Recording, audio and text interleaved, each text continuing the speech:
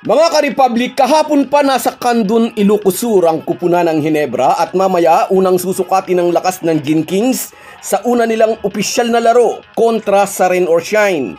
Target ng ROS ang kanilang pangalawang sunod na panalo, samantalang punteriya naman ng Gin Kings na makapagpakita ng isang magandang laro pagkatapos ng isang major shake-up sa kanilang lineup.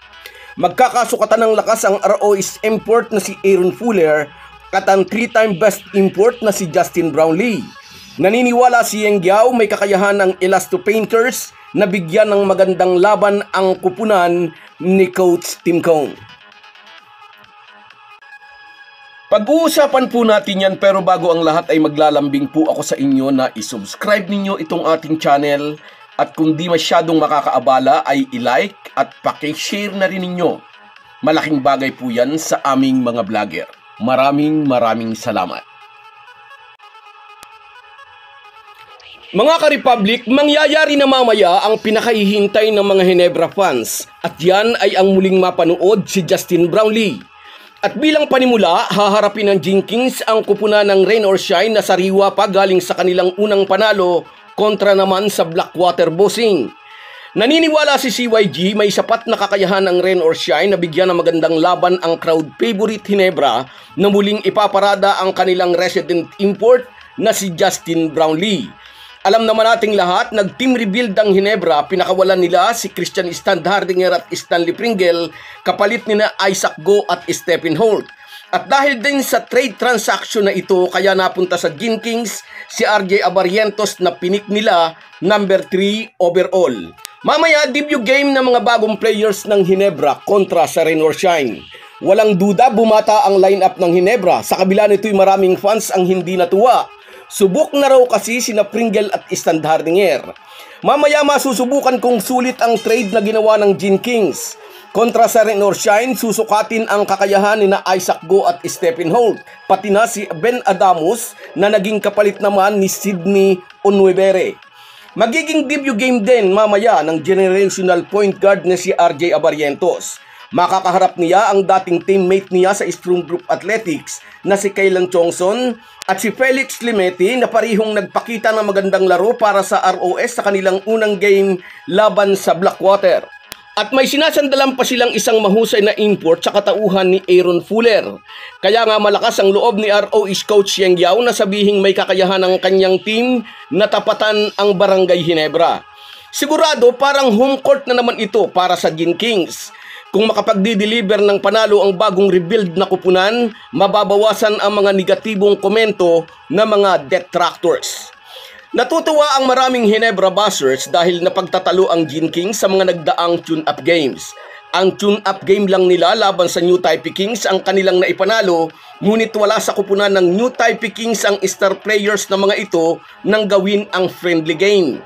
Wala si Jeremy Lin na dating player ng New York Knicks, wala rin ang American import ng mga ito. But in fairness, sa tune-up game na iyon ay maganda ang nilaro ni RJ Abarientos at Stephen Holt. Maagang inaddress ni Coach Tim Cone ang mga butas na nakita ng coaching staff sa laro ng Gin Kings. At mamaya nga malalaman kung effective ang mga adjustment na ginawa ni CTC. Punteriya ni Coach Yeng Guiao ang pangalawang sunod na panalo upang maagang makuha ang magandang pwesto sa team standings. Sa double round robin ay 2 beses daw nilang makakalaban ang bawat team na kasama nila sa Group B at target daw nilang makuha agad ang 6 wins upang makasalta sa playoffs. At syempre pa, yan din ang gusto ng Barangay Ginebra. Para sa isang team na gaya ng Gin Kings, hindi sila kontento sa semifinals appearance na nagawa nila sa nakaraang 2 conference. Ang goal ng Ginebra ay laging makarating sa finals at ang championship kung ipahihintulot ng pagkakataon. At ang misyong iyon ang sisimula ng Ginebra mamaya sa out-of-town game sa Kandun, Ilocos Sur. Nakaakyat din sa semis ang Rain or Shine sa All-Filipino at ngayon na na-upgrade ang kanilang team sa pagdating na Kaylan Chongson at Felix Limeti. Inaasahan ni CYG kaya nilang makipagkompetensya sa malalakas na team gaya ng Ginebra.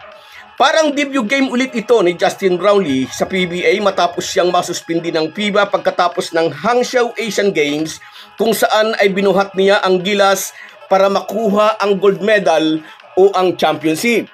Agad nang sumailalim si Justin Brownlee sa voluntary suspension, kaya 3 buwan lang ang naging sanction sa kanya ng FIBA. Nasakto naman upang masamahan niya ang Gilas sa Olympic qualifying tournament, kung saan ay tinalo ng ating national team ang number 6 in the world na Latvia. Nakasalta sa semis ang Gilas pero yumukod naman tayo sa koponan ng Brazil. After almost 2 years, heto ulit si JB sa PBA para samahan ng Barangay Ginebra sa sanay isang matagumpay na kampanya. So guys, yan lang muna. Hanggang sa muli. Kung wala po kayong mga viewers namin ay walang magtatagumpay na vlogger. Kaya salamat po sa inyong panunood. Shoutout sa iyo, Perjoy Surilla at saka sa kanyang nanay na nakakonfine sa Tumbukon Memorial Hospital at sa kanyang asawa. Shoutout sa inyo. Shoutout din sa iyo, Reggie Jimenez. Thank you sa suporta, idol. Sa iyo rin, Michael D. Hayan ka na naman, lagi kang present. Salamat, idol. Sa iyo rin, Papa Kiko. Salamat lagi sa panonood. Lagi kang nariyan, papansin ko. Sa iyo rin, Romeo Conchada. Yes, sana nga magtulong-tulong para makuha ang panalo. At sa iyo rin, Herminia Balinget, shout out. Number 1 pa rin ang Ginebra. Sa iyo rin, shout out Darwin Oxiano. Yes, isang big man ang kailangan ng Ginebra. Sa iyo rin, Merson Kabady Vlog. Shout out sa iyo, ingat ka dyan sa Oman, idol. At sa iyo rin, Erwin Santiago, salamat sa inyong lahat. Kahit gaano po tayo kabisi, ay huwag po nating kalimutan ang ating buhay espiritual. Lagi po tayong magpasalamat sa bawat araw na dagdag sa ating buhay. Malaki po ang maitutulong ng pananalangin araw-araw. Isang paalala po mula sa inyong Halo Halo Sports Republic.